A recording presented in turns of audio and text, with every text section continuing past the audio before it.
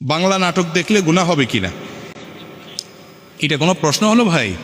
বাংলা নাটক দেখলে গুনাহ হবে মানে আপনার সন্দেহ হচ্ছে যে দেখেন কোন লেভেলে গেছে মানুষ, মনে করে হিন্দি ইংরেজি দেখলে না গুনাহ হবে, বাংলা দেখলে কি আর গুনাহ হবে? হতে পারে। দেখেন, নাটক সিনেমা দেখার সাথে হালাল হারামের সম্পর্ক হলো দৃশ্যের সাথে সম্পর্ক, এটার সাথে ভাষার সম্পর্ক। আরবিতে নাটক দেখলে সওয়াব হবে, বুঝেন নাই কথা? আরবিতে যদি আপনি নাটক দেখেন যে নাটকে নারী পুরুষ একসাথে অভিনয় করে, মিউজিক আছে, হারাম জিনিস আছে যেটা দেখা হারাম, এটা যদি আরবিতেও দেখানো হয় জায়েজ হবে?